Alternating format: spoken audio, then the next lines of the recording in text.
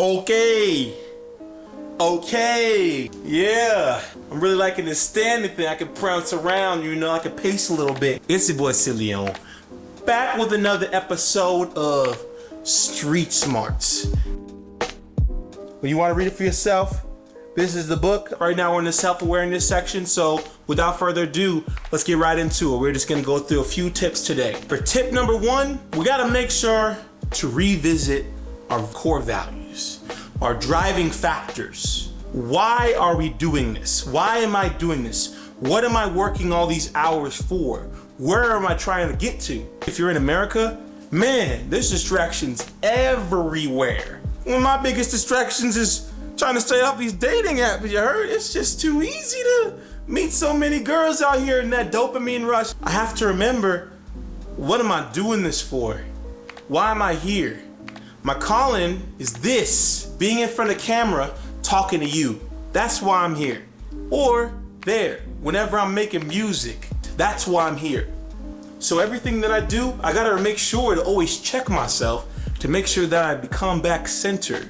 But it's so easy. It's so easy out here, all these different kind of distractions.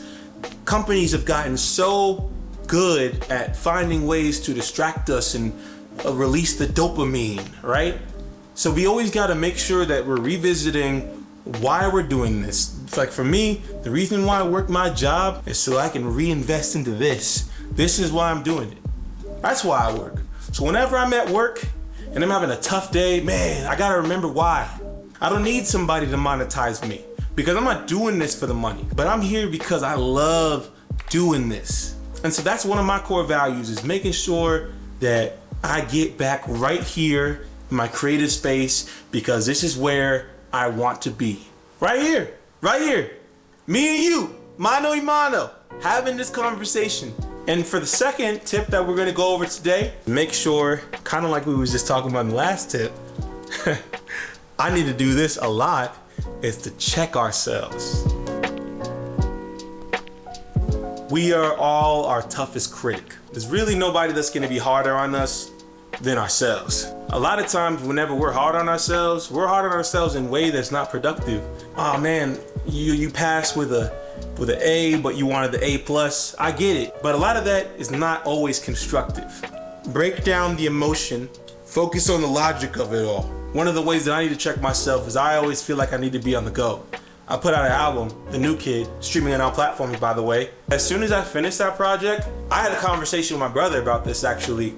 We was driving to the car and I was telling him, man, I put out the album and stuff. And we was just listening to it. He's like, bro, you just put out an album. I was like, yeah. Enjoy it. You put all this time and effort into putting out all this music. You need to give yourself some time to enjoy it. Enjoy the process. Celebrate it. Why do you need to move on to the next thing so quick? You just made a piece of art. Why are you already moving on? And he's right. I needed to check myself and really realize that maybe I am moving too quick.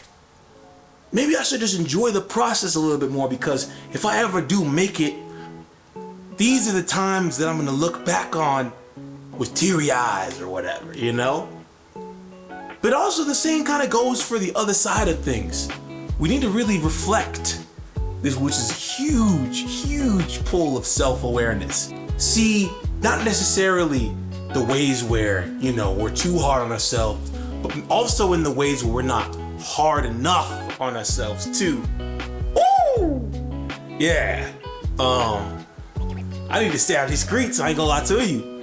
I can't be going on dates. It's a lot of money, just for some little bit of validation or whatever. Like, I got stuff I gotta do, man.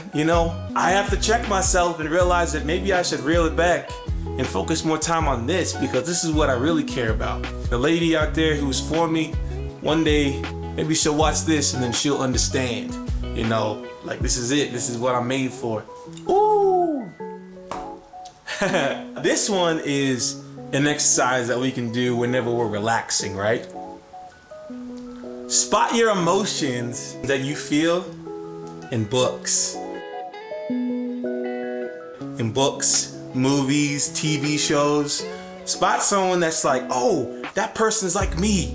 You're essentially able to watch yourself outside of your body and someone else. And then you can see how they interact with somebody and see what you like or don't like about how they're doing things.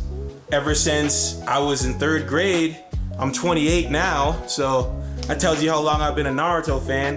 I don't mess with Boruto though. That doesn't exist. That's a fanfic to me. Sorry, not sorry. But I've always saw myself in him. I was teased growing up because I got some big old nostrils, right? Or, you know, people always made fun of how I talked. I always noticed that it was always like people who are white that were making fun of me for not talking black enough, you know, or calling my blackness into question. You haven't seen this movie, right?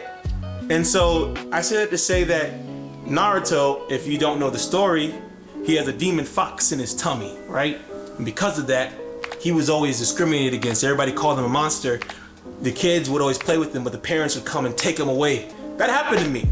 A lot of kids' parents, whenever I was growing up, pulled their kids away from me. You know, they thought that I was too rough or whatever. And shoot, maybe I was, but I wasn't always that. He was also discriminated against in the same way that I have been in my life as a black man. He also wasn't the best with books, seeing as we're going through it in video format because it's a hard time for me to start reading something that's really good for me. I can read a fantasy novel all day though, you know what I'm saying?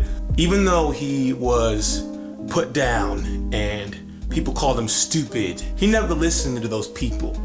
His dream was to essentially become the president of his village, and he wasn't gonna let anybody stop him from doing that. Doesn't matter what anybody said, you could never become Hokage, you could never do this, you could never do that. He never listened. You know who did listen? I did. I listened to all the naysayers that said that, you know, I wasn't good enough to, you know, do this. I'm not a good singer. You could never make it in the rap industry. You could never do this and you never do that. I listened for a long time, but he didn't. But who knows, if I hadn't listened and I had continued on the trajectory that Naruto did, I could be my version of Hokage right now. But better late than never. It wasn't my time yet.